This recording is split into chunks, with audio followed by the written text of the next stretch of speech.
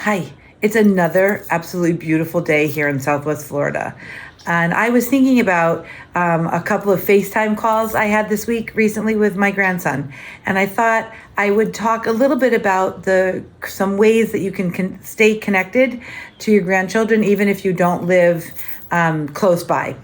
One of my good friends lives an hour away from her grandchildren, and so she's really just a phone call and a quick drive away for a face-to-face contact, but she still FaceTimes and she still has phone calls and other ways that your grandchildren can hear your voice, listen to your tone, see your excitement. And so I still also send packages. I know the postal package mailing prices have gone through the roof, but I still think there's something very exciting. Although I will say my grandson at the age that he's at, I think he prefers the box. So it's a very expensive box filled with things that he may not be interested in, but it's still really worth the connection. Mailing is always a really good thing. Cards, my handwritten cards, I think with texting and with all the other things that we're able to do now to communicate, we often forget the value of a handwritten note. I still write a handwritten note, and I still think everybody likes to receive mail. Well, as long as we have the postal service, I really would like to support it, and I think it really is a valuable tool. I send packages. I FaceTime. I like to make sure that if there's a new toy in the house, that he's able to show me the new toy so that when I can make a connection or a conversation about the new toy. And as your grandchildren get older, there's other ways that you can connect. As they reading or discussing books that they're reading in school, sharing a novel as they get into their teen years, saying, look, I'm reading the same book you are. Let's discuss it from my perspective as in my age and your perspective. What are you seeing in it? What don't you see?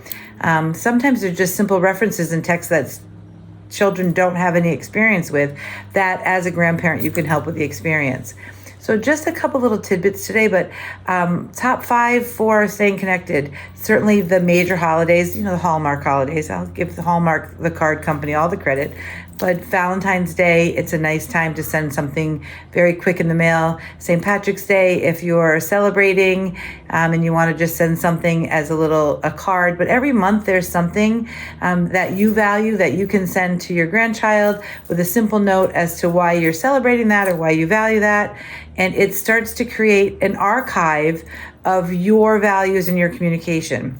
One other really great tidbit is shared journaling. As your grandchild gets a little older, or if you want to start it with your children, their parents, your grandchildren's parents, you can start a journal, which is just sort of a daily or a weekly, these are things that are happening. This is what's happening in the world. This is my reaction to what's happening in the world. And then you mail the journal. You could do a virtual journal too, or an online journal. There's just something about receiving the package in the mail and having the paper and holding the paper and holding the pen that is very different from typing.